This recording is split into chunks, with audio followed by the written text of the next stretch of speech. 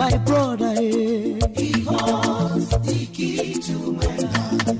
Oh, my sister. He holds the key to my life. When sickness and trouble seems to take my life away,